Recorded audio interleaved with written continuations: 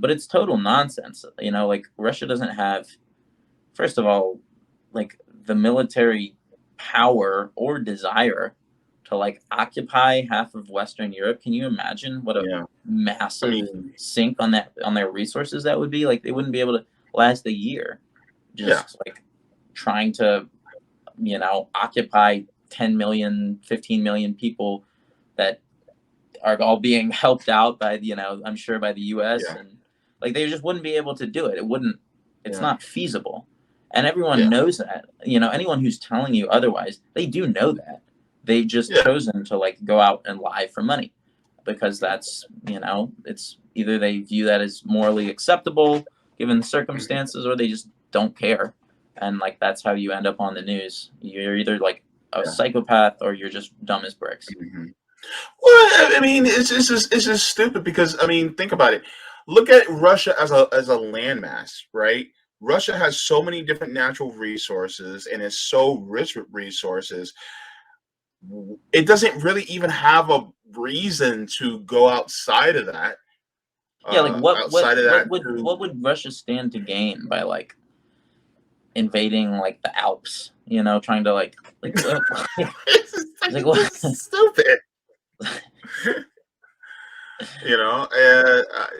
And speaking of just the dumb, you said projection, and I was just like, thank you. I'm going to show you this. You probably saw it. It came out yesterday evening.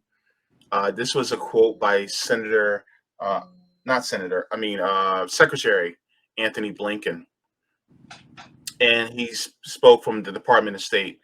He said, governments that violate human rights are almost always the same ones that flout other key parts of that order, such as invading, coercing, and threatening other countries, or breaking trade rules, end quote. And the finish says the U.S. will continue to take a stand for human rights for all. Tell me why this is bullshit. um, I mean, it's just everything that man says is total nonsense.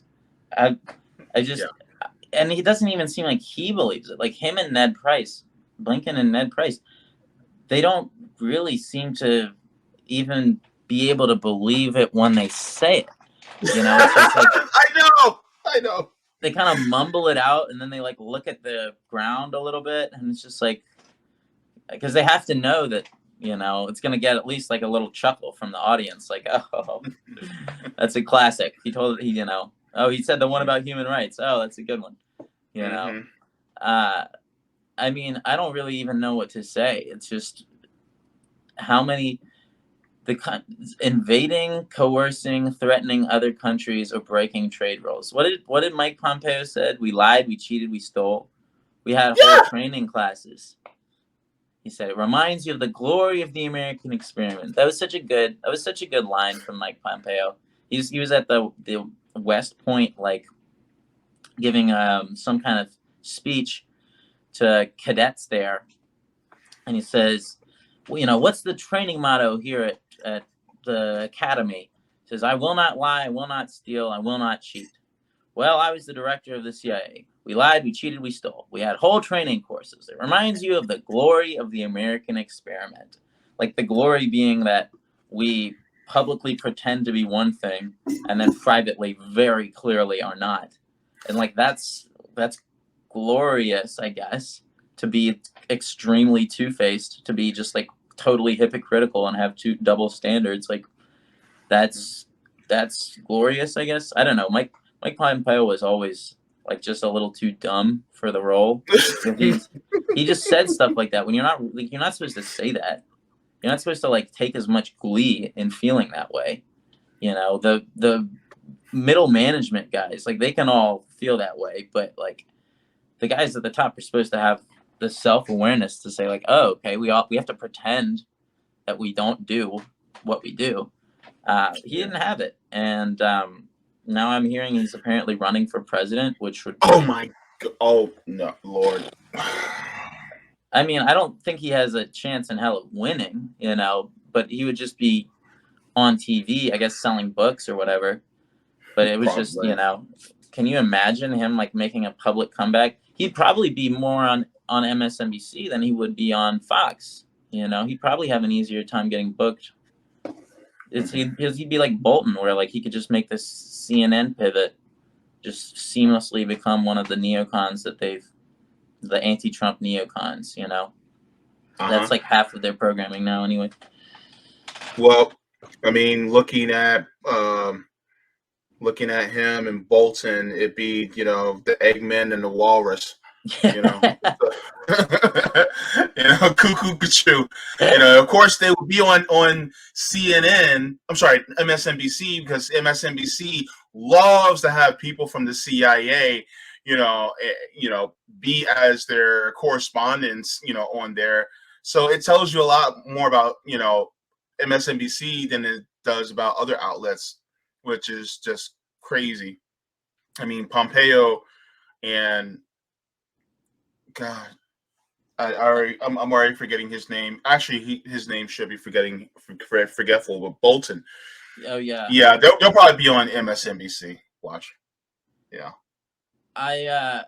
Pompeo is so wild. I mean, I assume that's why he very deliberately lost a bunch of weight. And it's wild now because he like looks like he's wearing his dad's suit all the time. It's just like it's just not normal. And I feel a little bit bad because I can't help but take credit, because at one point I made kind of a viral tweet where I noticed that he had airbrushed out like having several chins from his official State Department portrait, and I felt like a little bit like I can't help but feel like maybe that was why that was the turning point, or like the straw that broke the camel's back. But it didn't really work out for him. Like, he needs to go back. He just doesn't look. It looks weird. He looks weird now. I don't. Okay, Wyatt. We can clown on war criminals because, hey, that's praxis. I'm gonna clown on war criminals. I won't clown on average regular people. This is us punching up. But my thing is with this guy, you would think with all the money that he makes, he would take his suits to a tailor. Yeah. With all the war crimes that you made money off of, you think that you would go to a tailor and get something a little bit more fit. Like, this is not even tailored, man. I'm poor as shit. And you're like, oh, well, we lied, we cheat, we stole. Maybe steal some fashion tips so that you can actually look a little bit better. Stop stealing off the rack. Stop stealing off the rack, Mike. Oh my God. Yeah, on this channel, we will clown on war criminals. I'll clown on them all day. Yes, I will insult their looks. Yes, I will insult the way they are, because guess what? They killed millions. So guess what? The least I can do is insult their looks. I won't do that to average people, though, because I don't believe in doing that to regular people. He's not a human, really. I feel like you kind of forfeit your humanity at that point. Like, you just become like a bag of like State Department slogans or whatever, just like military industrial complex jingles. Like, just that's all that's really going around in that head, I think. Whatever. Honestly, I feel a little bit bad for Pompeo, because he's just like he's like one of the more like laughable characters in that whole milieu. Like, he was not good at it. He was not good.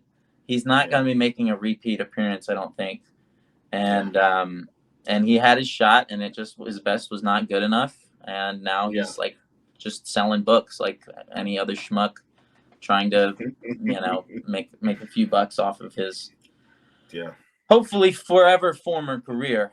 But I mean, on the one hand, it was actually, I think, for the rest of the world, it's good to see just like the mask off moment, the mask off Pompeo. Just like, this is the man behind the machine, behind the curtain. I mean, the man running the machine. Like, it's this guy, really. Like, I think having people like that in positions of power over just like truly evil institutions like the CIA, like, in some cases can be beneficial when it's just so over the top that everyone else is like, wow, yeah, we need to like make sure that's not who's running the world. Yeah, I mean, it's a clownish evilness, you Right. know. He's the sidekick to Lex Luthor in the Christopher Reeve Supermans. Whatever you say, Mister Luthor. You know, that's who he is. You know, and he looks at who's really running the world. He's like, "Oh, okay, Mister Luthor. Well, what are you gonna do now? Oh, you're gonna take over this part of the world? Okay, Mister Luthor, I got it." It's like, you know, that's what I think about Mike Pompeo.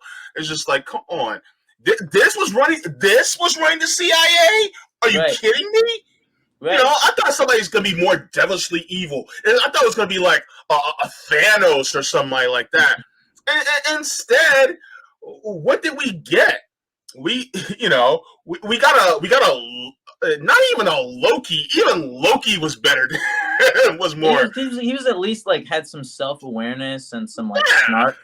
He could tell like a funny line. Like Mike yeah. Pompeo, that man like can't even tell a joke. Like he's not like a, you know what I'm saying? Like, he's not a clever man. He It's just hard doesn't. to tell the joke when you are the joke. Right. He would, yeah, he'd get like lost halfway through and have to start over. Like, Yeah. All right. So, look, one of the things that I wanted to um, ask you as well, because I want to make sure I get to this question, is what is one story that you covered that had the biggest impact on you both professionally and personally? hmm. Yeah. Well, I mean the probably the Bolivia in terms of just Mm-hmm. helping me really get on my feet, Mm-hmm. and introducing me to this kind of world. That was a very important story for me to cover. I felt like, and then this recent trip to Donetsk and to the Mm-hmm. Donbass. Yeah. I mean, it's just I've never been anywhere like that. I've never seen anything like that Mm-hmm. up close. Just the level of destruction and devastation, the level of Mm-hmm. need, um, the level of like Mm-hmm. PTSD everywhere you go, everyone you talk to, um, people that have just been.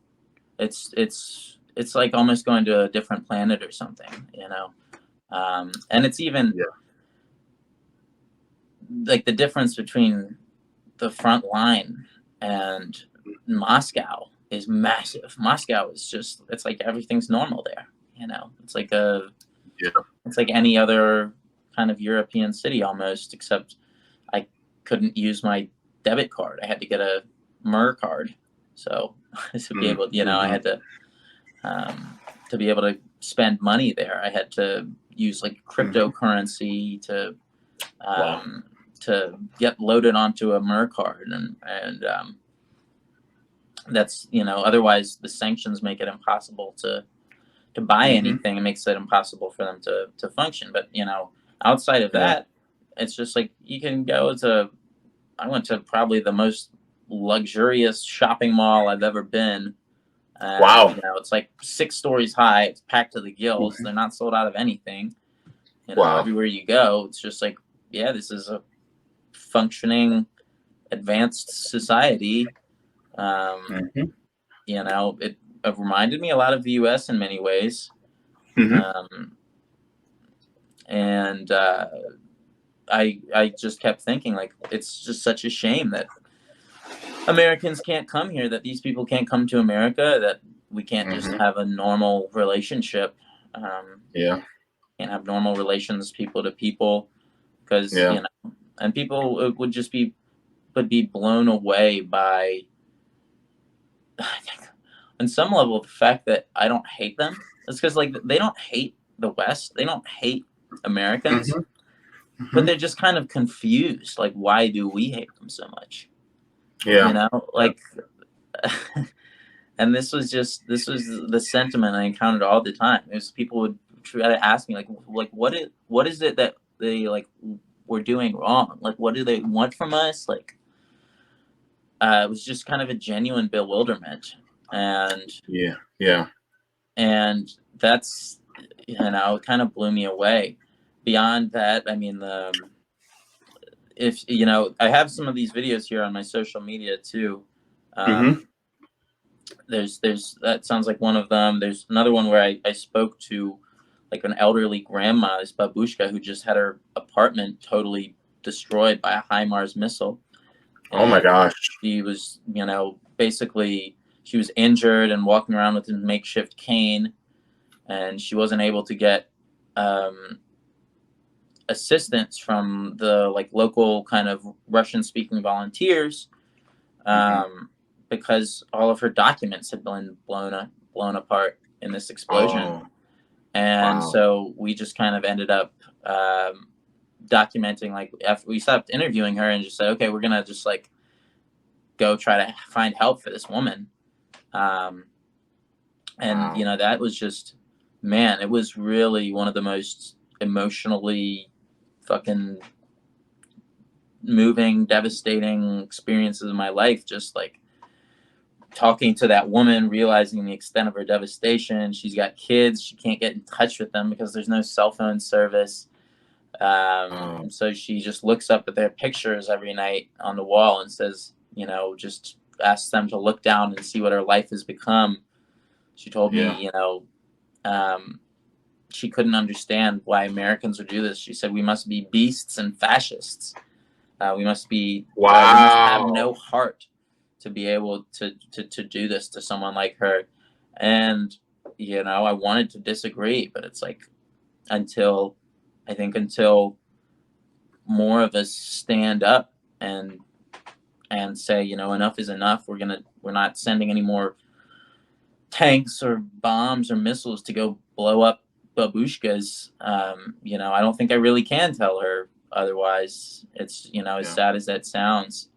Hmm. But yeah, that was definitely one of the most moving experiences of my life. I felt kind of like broken from it emotionally. If that makes Yeah. sense. Yeah. It's Uh, kind of like you feel helpless. You know what I mean? And right. it's like you're trying to report on what's going on in your government, and it's like I'm just trying to do what I can to tell the truth to my people, but it's just like we have to do something, and it's just like it's kind of interesting because I was speaking to a friend of mine. He's a communist, and we had a slight disagreement, Hmm. and our disagreement was the United States government for the most part fascist or absolutely fascist. Hmm. And I was on the side of saying absolutely fascist, and he was saying proto-fascist. But either way, it's still bad. Right. So we were just, saying like, well, I think we're headed that way. I'm like, nah, we're there. We've been there for quite a while. And he said, you probably can make an argument, and I'll probably move on that position, and Mm. that's how bad it is. And people don't realize it. Look here, like I'm in Florida. Yes, feel sorry for me. I'm in Florida. I And don't feel sorry for you. You should feel sorry for me. I'm in DC. oh, let's feel sorry for each other. Um, Let's trade. How about that? yeah.